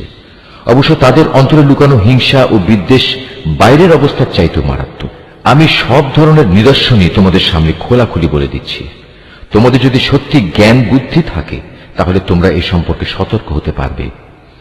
এরা হচ্ছে সেসব মানুষ যাদের তোমরা ভালোবাসো, কিন্তু তারা তোমাদের মোটেই ভালোবাসে না। তোমরা তো তোমাদের আগে আমার নাজেল করা সব কয়টি কিতাবের উপরও ঈমান আনো, আর তারা তো তোমাদের কিতাবকে বিশ্বাসই করে না। এই মুনাফিক লোকগুলো যখন তোমাদের সাথে সাক্ষাৎ করে তখন বলে, হ্যাঁ আমরা তোমাদের কিতাবকে মানি। আবার যখন এরা একান্তে নিজেদের লোকদের কাছে চলে যায় তখন নিজেদের ক্রোধের বশবর্তী হয়ে এরা তোমাদের সাফল্যের ওপর নিজেদের আঙুল কামড়াতে শুরু করে। তুমি তাদের বলো, যাও নিজেদের ক্রোধের আগুনে নিজেরাই পুড়ে মরো। অবশ্যই আল্লাহ তাআলা এ মুনাফিকদের মনের ভেতর লুকিয়ে থাকা যাবতীয় চক্রান্তমূলক বিষয় সম্পর্কে সম্যক অবগত আছেন। তাদের অবস্থা হচ্ছে তোমাদের কোনো কল্যাণ হলে তার কারণে তাদের খারাপ লাগে, আবার তোমাদের কোনো অকল্যাণ দেখে তারা আনন্দে ফেটে পড়ে। এ প্রতিকূল অবস্থায় যদি তোমরা ধৈর্য ধারণ করতে পারো এবং নিজেরা সাবধান হয়ে চলতে পারো তাহলে তাদের চক্রান্ত ও ষড়যন্ত্র তোমাদের কিছুই ক্ষতি করতে পারবে না। তাদের যাবতীয় কর্মকাণ্ডই আল্লাহ তাআলা পরিবেষ্টন করে আছেন। হে নবী, স্মরণ করো যখন তুমি খুব ভোর বেলায় তোমার আপনজনের কাছ থেকে বিদায় নিয়ে মোমেনদের যুদ্ধের ঘাঁটি সমূহে মোতায়েন করছিলে। তখন তুমি জানতে আল্লাহ তাআলা সব কিছু শোনেন এবং তার বান্দাদের তিনি ভালো করেই জানেন। বিশেষ করে সেই নাজুক পরিস্থিতিতে যখন তোমাদের দুটো দল মনোবল হারিয়ে ফেলার উপক্রম করে ফেলেছিল, তখন আল্লাহ তাআলাই তাদের উভয় দলের সেই ভগ্ন মনোবল জোড়া লাগাবার কাজে অভিভাবক হিসেবে মজুদ ছিলেন। আর আল্লাহর উপর যারা ঈমান আনে তাদের তো সর্বাবস্থায় তার উপরে ভরসা করা উচিত। এই ভরসা করার কারণেই বদরের যুদ্ধে আল্লাহ তাআলা তোমাদের বিজয় ও সাহায্য দান করেছিলেন, অথচ তোমরা জানো তোমরা কত দুর্বল ছিলে। অতএব আল্লাহকে ভয় করো। আশা করা যায় তোমরা আল্লাহর কৃতজ্ঞতা আদায় করতে সক্ষম হবে। সে মুহূর্তের কথাও স্মরণ করো যখন তুমি মুমিনদের বলেছিলে, যুদ্ধে বিজয় লাভ করার জন্য তোমাদের মালিক যদি আসমান থেকে 3000 ফেরেশতা পাঠিয়ে তোমাদের সাহায্য করেন তাহলে তোমাদের বিজয়ের জন্য তা কি যথেষ্ট হবে না? অবশ্যই তোমরা যদি ধৈর্য ধারণ করো এবং শয়তানের চক্রান্ত থেকে বেঁচে থাকতে পারো। এ অবস্থায় তারা শত্রু বাহিনী যদি তোমাদের উপর দ্রুত গতিতে আক্রমণ করে বসে তাহলে তোমাদের মালিক প্রয়োজনে 5000 চিহ্নিত ফেরেশতা দিয়েও তোমাদের সাহায্য করবেন। আসলে এই সংখ্যাটা বলে আল্লাহ তাআলা তোমাদের জন্য একটি সুসংবাদ দিয়েছেন, নতুবা বিজয়ের জন্য তো তিনি একাই যথেষ্ট। আল্লাহ তাআলা চেয়েছেন যেন এর ফলে তোমাদের মন কিছুটা প্রশান্ত ও আশ্বস্ত হতে পারে। আর সাহায্য ও বিজয় তা তো পরাক্রান্ত প্রজ্ঞাময় আল্লাহ তাআলার পক্ষ থেকেই আসে, তিনিই সর্বজ্ঞ। আল্লাহ তাআলা এর দ্বারা কাফেরদের এক দলকে নিশ্চিহ্ন করে দিতে চান, অথবা তাদের একাংশকে তিনি এর মাধ্যমে লাঞ্ছিত করে দিতে চান, যেন তারা ব্যর্থ হয়ে যুদ্ধের ময়দান থেকে ফিরে যায়। হে নবী, এ ব্যাপারে তোমার কিছুই করার নাই। আল্লাহ তাআলা চাইলে তাদের উপর দয়া পরবশ হবেন কিংবা চাইলে তাদের কঠোর শাস্তি দেবেন, কেননা এরা ছিল স্পষ্টত জালেম। আসমান সমূহ ও জমিনে যা কিছু আছে তার সব হচ্ছে আল্লাহ তাআলার। তিনি যাকে ইচ্ছা ক্ষমা করে দেবেন, যাকে ইচ্ছা শাস্তি দেবেন। আল্লাহ তাআলা অত্যন্ত ক্ষমাশীল ও পরম দয়ালু। হে মানুষ, তোমরা যারা ইসলামকে একটি পূর্ণাঙ্গ বিধান হিসেবে বিশ্বাস করেছ, চক্রবৃদ্ধি হারে সুদ খেও না, এবং তোমরা আল্লাহ তাআলাকে ভয় করো, আশা করা যায় তোমরা কল্যাণ লাভ করতে পারবে। জাহান্নামের আগুনকে তোমরা ভয় করো, যা তৈরি করে রাখা হয়েছে তাদের জন্য যারা একে অস্বীকার করেছে। তোমরা আল্লাহ তাআলা ও তার রসূলের কথা মেনে চলো, আশা করা যায় তোমাদের উপর দয়া করা হবে। তোমরা তোমাদের মালিকের পক্ষ থেকে ক্ষমা পাওয়ার কাজে প্রতিযোগিতা করো, আর সেই জান্নাতের জন্যও প্রতিযোগিতা করো যার প্রশস্ততা আকাশ ও পৃথিবী সমান। আর এই বিশাল জান্নাত প্রস্তুত করে রাখা হয়েছে সেসব ভাগ্যবান লোকদের জন্য যারা আল্লাহকে ভয় করে, সচ্ছল হোক কিংবা অসচ্ছল, সর্বাবস্থায় যারা আল্লাহর পথে নিজেদের ধন সম্পদ ব্যয় করে, যারা নিজেদের ক্রোধ সংবরণ করে এবং মানুষের অপরাধসমূহ যারা ক্ষমা করে দেয়। আসলে ভালো মানুষদের আল্লাহ তাআলা হামেশাই ভালোবাসেন। ভালো মানুষ হচ্ছে তারা যারা কখনো কোনো অশ্লীল কাজ করে ফেললে কিংবা এর দ্বারা নিজেদের উপর নিজেরা জুলুম করে বসলে সাথে সাথেই আল্লাহকে স্মরণ করে এবং গুনাহের জন্য আল্লাহর ক্ষমা প্রার্থনা করে। কেননা আল্লাহ তাআলা ছাড়া আর কে আছে যে তাদের গুনাহ মাফ করে দিতে পারে? তদুপরি এরা জেনে বুঝে নিজেদের গুনার উপর অটল হয়েও বসে থাকে না।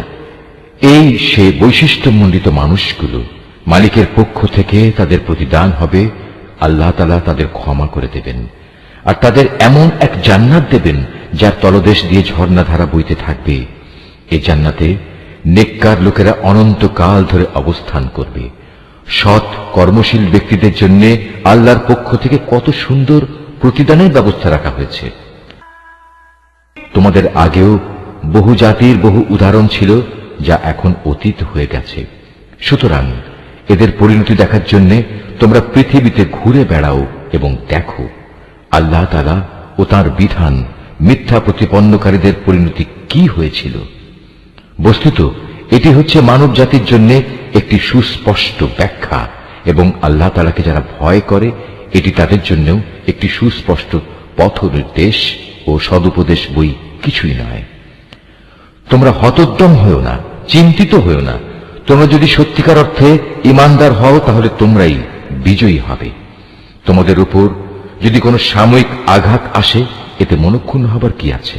এ ধরনের আঘাত তো তাদের উপরও এসেছে, আর এভাবেই আমি মানুষের মাঝে তাদের উত্থান পতনের দিনগুলো পালাক্রমে অদল বদল করাতে থাকি, যাতে করে আল্লাহ তাআলা এ কথাটা জেনে নিতে পারেন যে কে সত্যিকার অর্থে আল্লাহর উপর ঈমান রাখে, এবং এর মাধ্যমে তোমাদের মাঝখান থেকে কিছু শহীদও আল্লাহ তাআলা তুলে নিতে চান।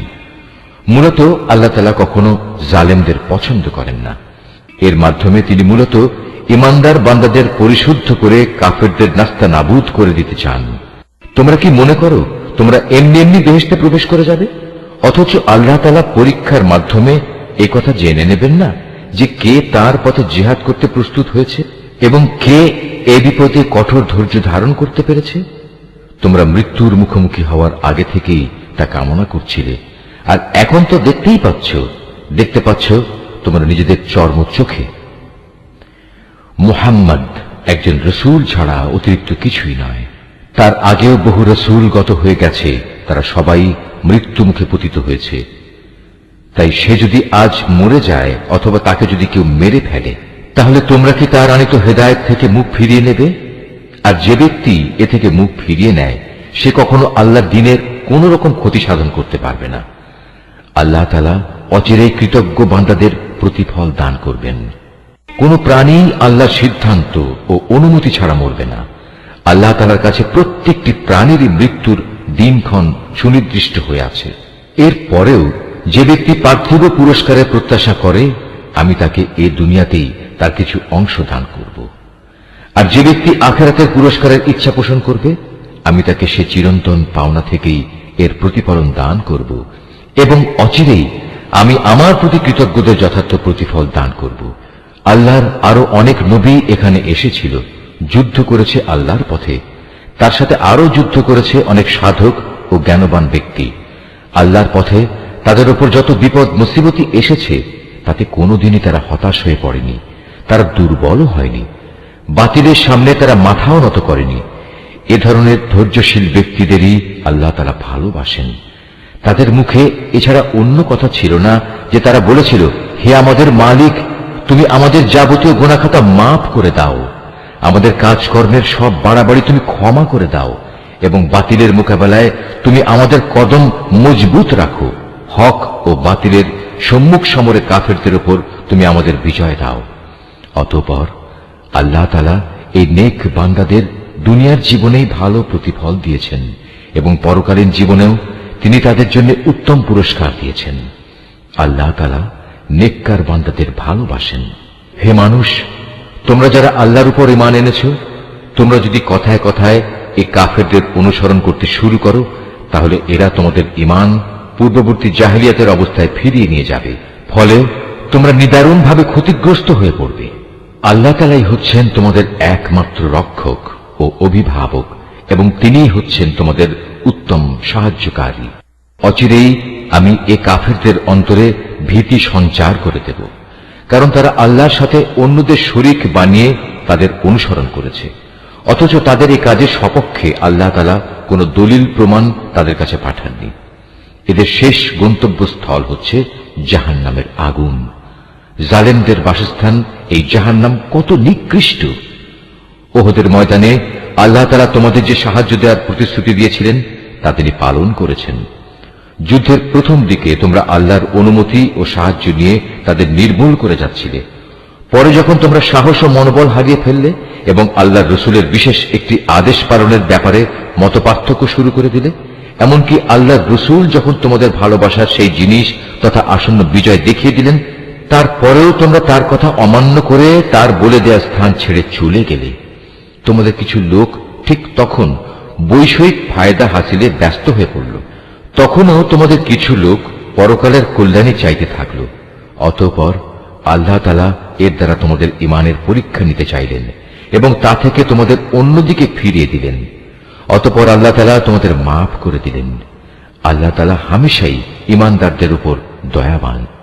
উহুদের সম্মুখ সমরে বিপর্যয় দেখে তোমরা যখন ময়দান ছেড়ে পাহাড়ের উপরের দিকে উঠে যাচ্ছিলে এবং তোমরা তোমাদের কোন লোকের প্রতি লক্ষ্য রাখছিলে না, অথচ আল্লাহর রসুল তোমাদের তখনও পেছন থেকে ডাকছিল, কিন্তু তোমরা শুনলে না।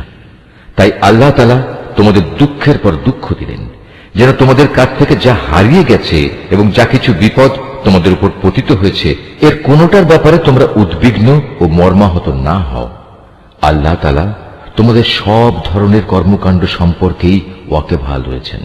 এরপর আল্লাহ তাআলা তোমাদের উপর এমন সন্তোষজনক পরিস্থিতি নাজেল করে দিলেন, এর ফলে তোমাদের একদল লোক তন্দ্রাচ্ছন্ন হয়ে পড়ে, আর একদল লোক যাদের নিজেরাই নিজেদের উদ্বিগ্ন করে রেখেছিল, তারা তাদের জাহেলি যুগের ধারণা অনুযায়ী আল্লাহ তাআলা সম্পর্কে অন্যায় ধারণা করতে থাকে। এক পর্যায়ে তারা এও বলতে শুরু করে, যুদ্ধ পরিচালনার কাজে কি আমাদের কোনো ভূমিকা আছে? হে নবী, তুমি তাদের বলো, এ ব্যাপারে আমারও কোনো ভূমিকা নেই। ক্ষমতা ও কর্তৃত্বের সবটুকু আল্লাহর হাতে। এই দলের লোকেরা তাদের মনের ভেতর সেসব কথাবার্তা গোপন করে রেখেছে, তা তোমার সামনে খোলাখুলি প্রকাশ করে না। তারা বলে, এ কাজে যদি আমাদের কোনো ভূমিকা থাকত, তাহলে আজ আমরা এখানে নিহত হতাম না। তুমি তাদের বলে দাও, যদি আজ তোমরা সবাই ঘরের ভেতরেও থাকতে, তবুও নিহত হওয়া যাদের অবধারিত ছিল, তারা তাদের মরণের বিছানার দিকে বের হয়ে আসত। আর এভাবেই তোমাদের মনের ভেতর লুকিয়ে রাখা বিষয়সমূহের ব্যাপারে আল্লাহ তাআলা তোমাদের পরীক্ষা করেন, এবং এই ঘটনার মাঝ দিয়ে তিনি তোমাদের অন্তরে যা কিছু আছে তাও পরিশুদ্ধ করে দেন। তোমাদের মনের কথা সম্পর্কে আল্লাহ তাআলা সম্যক ওয়াকিবহাল রয়েছেন। দুটি বাহিনী যেদিন সম্মুখ সমরে একে অপরের মুখোমুখি হয়েছিল, সেদিন যারা ময়দান থেকে পালিয়ে গিয়েছিল, তাদের একাংশের অর্জিত কাজের জন্য শয়তানি তাদের পদস্খলন ঘটিয়ে দিয়েছিল। অতঃপর তারা অনুতপ্ত হলে আল্লাহ তাআলা তাদের ক্ষমা করে দিলেন। আল্লাহ তাআলা অত্যন্ত ক্ষমাশীল ও পরম ধৈর্যশীল। হে ঈমানদার ব্যক্তিরা, তোমরা কাফেরদের মতো হও না।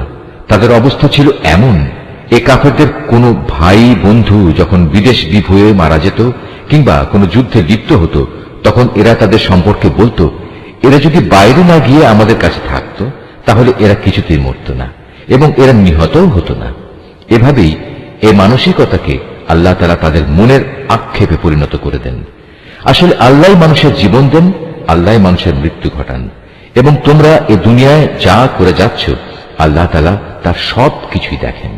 তোমরা যদি আল্লাহর পথে নিহত হও অথবা সে পথে থেকেই তোমরা মৃত্যুবরণ করো, তাহলে আল্লাহর পক্ষ থেকে যে রহমত ও ক্ষমা লাভ করবে তা হবে কাফেরদের সঞ্চিত অর্থ সামগ্রীর চাইতে অনেক বেশি উত্তম।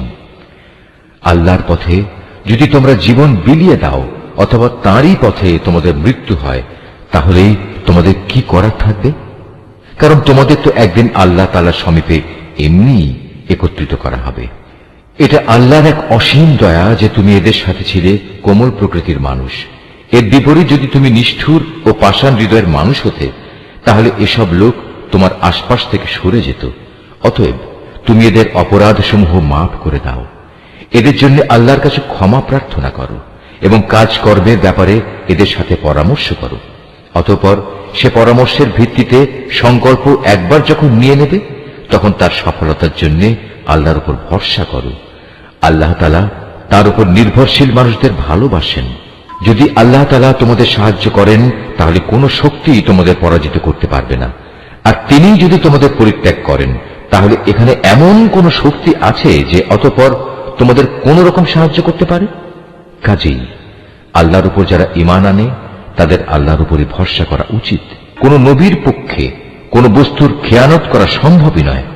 হ্যাঁ, মানুষের মধ্যে কেউ যদি কিছু খেয়ানত করে, তাহলে কিয়ামতের দিন সে ব্যক্তিকে তার খেয়ানতের সে বস্তু সহ আল্লাহর দরবারে হাজির হতে হবে। অতঃপর প্রত্যেককেই তার অর্জিত ভালো মন্দের পাওনা সঠিকভাবে আদায় করে দেয়া হবে। সেদিন তাদের কারো ওপর অবিচার করা হবে না। যে ব্যক্তি আল্লাহর সন্তুষ্টির পথ অনুসরণ করে, তার সাথে কিভাবে সে ব্যক্তি তুলনা করা যায়? যে আল্লাহর বিরোধী পথে চলে শুধু তার ক্রোধই অর্জন করেছে, তার এমন ব্যক্তির জন্য জাহান্নামের আগুন হবে একমাত্র বাসস্থান, আর তা হবে সত্যিই একটি নিকৃষ্ট আশ্রয়স্থল। এরা নিজ নিজ আমল অনুযায়ী আল্লাহর কাছে বিভিন্ন স্তরে বিভক্ত হবে। আল্লাহ তাআলা এদের সব ধরনের কার্যকলাপের উপর সজাগ দৃষ্টি রাখেন। আল্লাহ তাআলা অবশ্যই তাঁর ঈমানদার বান্দাদের উপর এই অনুগ্রহ করেছেন যে তিনি তাদের মাঝ থেকে একজন ব্যক্তিকে রসূল করে পাঠিয়েছেন, যে তাদের কাছে আল্লাহর কিতাবের আয়াতসমূহ পড়ে শোনায় এবং সে অনুযায়ী সে তাদের জীবনকে পরিশুদ্ধ করে। সর্বোপরি সে নবী তাদের আল্লাহর কিতাব ও তাঁর গ্রন্থলব্ধ জ্ঞান বিজ্ঞান শিক্ষা দেয়। অথচ এরা সবাই ইতিপূর্বে স্পষ্ট ভ্রান্তিতে নিমজ্জিত ছিল। যখনই তোমাদের উপর ওহদ যুদ্ধের বিপদ নেমে এলো, তখনই তোমরা বলতে শুরু করলে, পরাজয়ের এই বিপদ কিভাবে এলো, কার দোষে এলো? অথচ বদরের যুদ্ধে এর চাইতে দ্বিগুণ পরাজয়ের বিপদ তো তোমরাই তাদের ঘটিয়েছিলে। হে নবী, তুমি বলো, এটা এসেছে তোমাদের নিজেদের কারণেই। আল্লাহ তাআলা সর্ববিষয়ের উপর অসীম ক্ষমতায় ক্ষমতাবান। ওহদের ময়দানে দুদলের সম্মুখ লড়াইয়ের দিনে যে সাময়িক বিপর্যয় তোমাদের উপর এসেছিল, তা এসেছে আল্লাহর ইচ্ছায়। এই বিপর্যয় দিয়ে আল্লাহ তাআলা একথাটা জেনে নিতে চান, কারা তাঁর উপর সঠিক অর্থে ঈমান এনেছে। এর মাধ্যমে তাদের পরিচয় তিনি জেনে নেবেন। যারা এই চরম মুহূর্তে মুনাফিকি করেছে, এ মুনাফিকদের যখন বলা হয়েছিল যে সবাই একসাথে আল্লাহর পথে লড়াই করো, অথবা কমপক্ষে নিজেদের শহরের প্রতিরক্ষাটুকু তোমরা করো, তখনও তারা বলল, যদি আমরা জানতাম আজ সত্যি সত্যি যুদ্ধ হবে, তাহলে অবশ্যই আমরা তোমাদের অনুসরণ করতাম। এ সময় তারা ঈমানের চাইতে কুফরিরই বেশি কাছাকাছি অবস্থান করছিল। এরা মুখে এমন সব কথা বলে যা তাদের অন্তরে নেই, আর এরা যা কিছু গোপন করে আল্লাহ তাআলা তা সম্যক অবগত আছেন। এরা হচ্ছে সেসব মুনাফিক যারা যুদ্ধে শরীক না হয়ে ঘরে বসে থাকলো এবং ভাইদের সম্পর্কে বলল, তারা যদি তাদের মতো ঘরে বসে থাকতো এবং তাদের কথা শুনত, তাহলে তারা আজ এভাবে মারা পড়ত না। হে নবী, তুমি এই মুনাফিকদের বলো, যদি তোমরা সত্যবাদী হও, তাহলে তোমাদের থেকে মৃত্যু সরিয়ে দাও। যারা আল্লাহর পথে নিহত হয়েছে, তাদের তোমরা কোনো অবস্থাতেই মৃত বলো না। তারা তো জীবিত, তাদের মালিকের পক্ষ থেকে জীবিত লোকদের মতোই তাদের রিজিক দেয়া হচ্ছে। আল্লাহ তাআলা নিজ অনুগ্রহ দিয়ে তাদের যা কিছু দান করেছেন, তাতেই তারা পরিতৃপ্ত।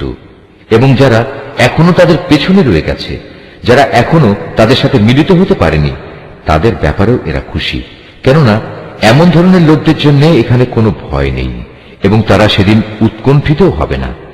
এ ভাগ্যবান মানুষরা আল্লাহর পক্ষ থেকে অফুরন্ত নিয়ামত ও অনুগ্রহে উৎফুল্ল আনন্দিত হয়, কারণ আল্লাহ তাআলা ইমানদার বান্দাদের পাওনা কখনো বিনষ্ট করেন না।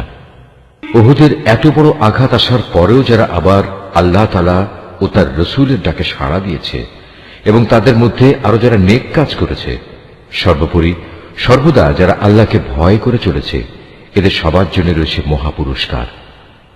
যাদের মানুষেরা যখন বলল, তোমাদের বিরুদ্ধে কাফেরদের এক বিশাল বাহিনী জামায়াত হয়েছে, অতএব তোমরা তাদের ভয় করো, এই বিষয়টাই যারা যথার্থ ইমানদার তাদের ইমান আরো বাড়িয়ে দিল। তারা বলল, আল্লাহ তাআলাই আমাদের জন্য যথেষ্ট এবং তিনিই হলেন উত্তম কর্মবিধায়ক। অতঃপর আল্লাহর নিয়ামত ও অনুগ্রহ নিয়ে এরা এমন ভাবে ফিরে এলো যে কোনো প্রকার অনিদের স্পর্শ করতে পারল না। এরা আল্লাহর সন্তুষ্টির পথই অনুসরণ করল। বস্তুত আল্লাহ তাআলা মহা অনুগ্রহশীল। এই হচ্ছে তোমাদের প্ররোচনা দানকারী শয়তান। তারা শত্রুপক্ষের অতিরঞ্জিত শক্তির কথা বলে তাদের আপনজনদের ভয় দেখাচ্ছিল। তোমরা কোনো অবস্থায় তাদের এ হুমকিকে ভয় করবে না, বরং আমাকেই ভয় করো যদি তোমরা সত্যিকার অর্থে ঈমানদার হও।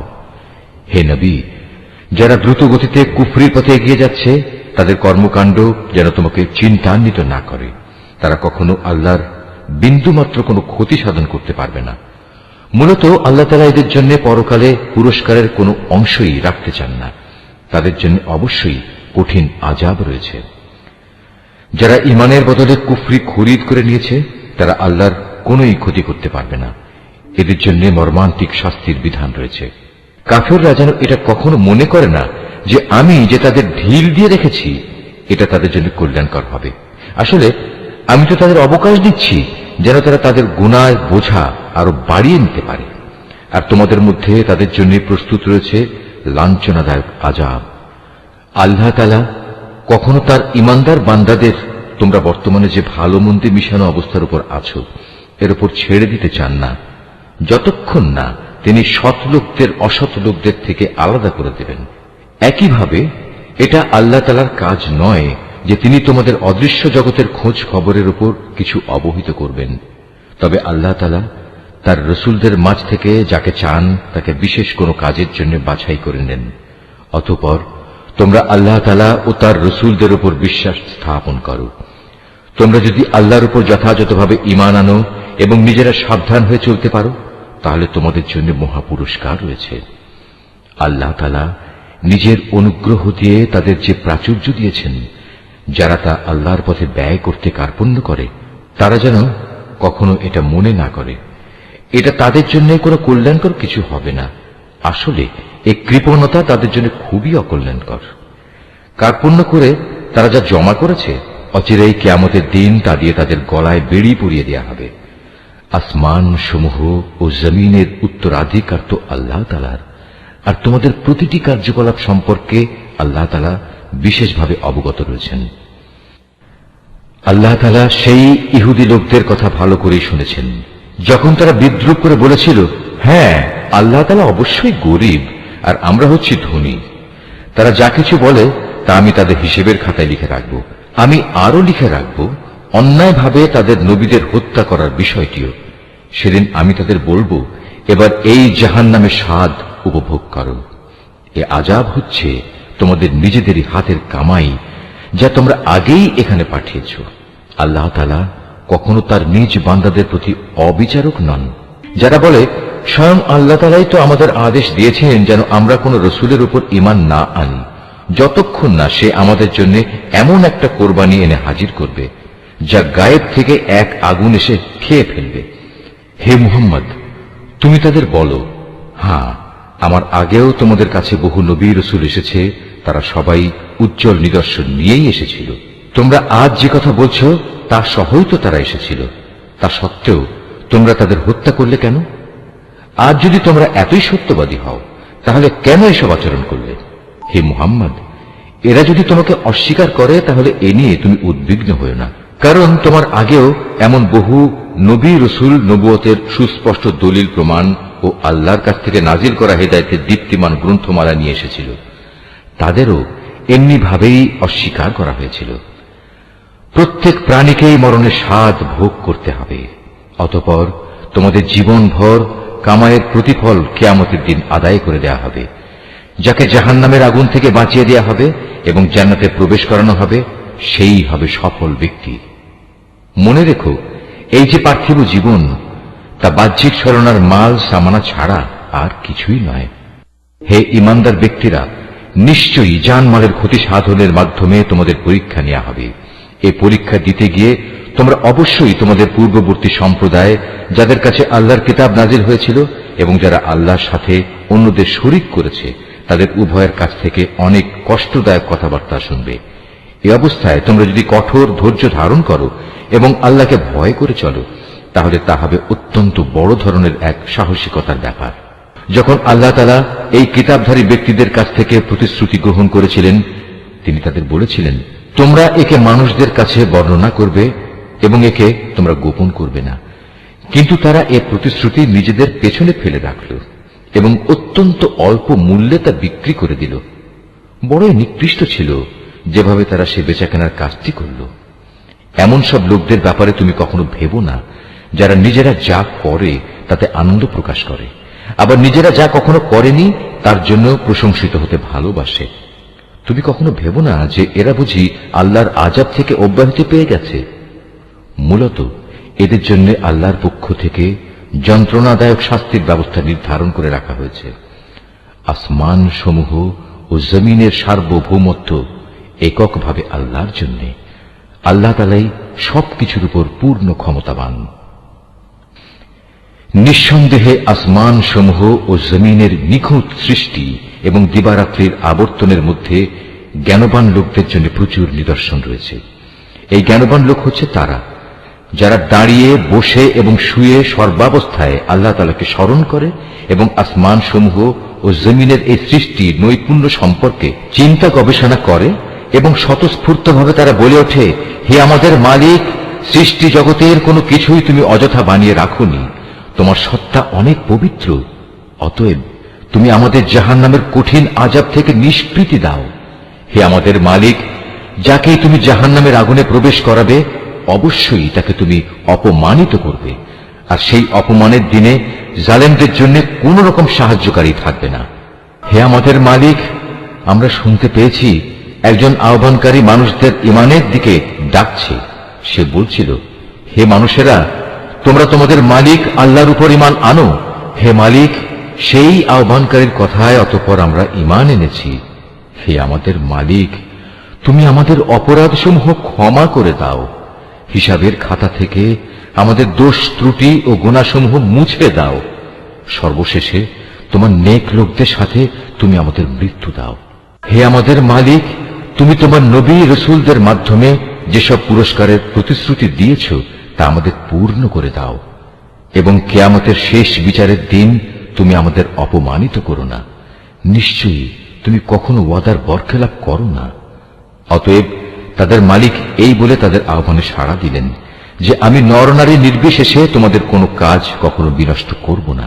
আমি সবার কাজের বিনিময় দেব, এবং তোমরা তো একে অপরেরই অংশ। অতএব তোমাদের মাঝে যারা নিজেদের ভিটে মাটি ছেড়ে হিজরত করেছে এবং যারা নিজেদের জন্মভূমি থেকে বিতাড়িত হয়েছে, আমারই পথে যারা নির্যাতিত হয়েছে, সর্বোপরি যারা আমার জন্য লড়াই করেছে এবং আমারই জন্য জীবন দিয়েছে, আমি তাদের গুনাহসমূহ মাফ করে দেব।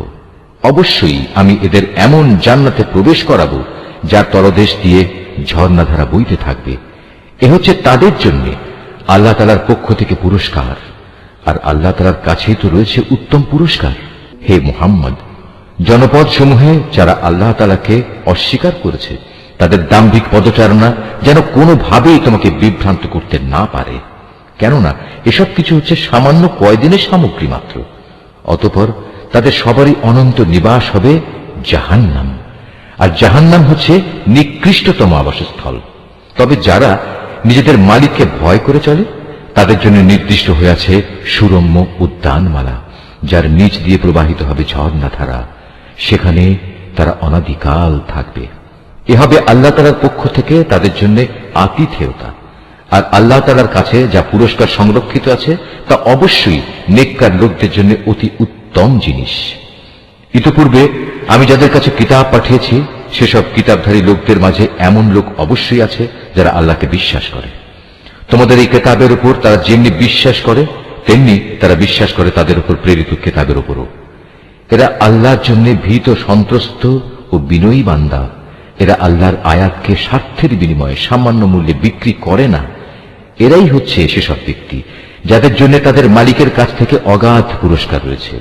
নিঃসন্দেহে আল্লাহ তাআলা হচ্ছেন দ্রুত হিসাব সম্পন্নকারী। হে মোমেনরা, তোমরা ধৈর্য ধারণ করো, এ কাজে একে অপরের সাথে প্রতিযোগিতা করো, শত্রুর মোকাবেলায় সদা সুদৃঢ় থেকো, একমাত্র আল্লাহকে ভয় করো। এভাবেই আশা করা যায় তোমরা সফল কাম হতে পারবে।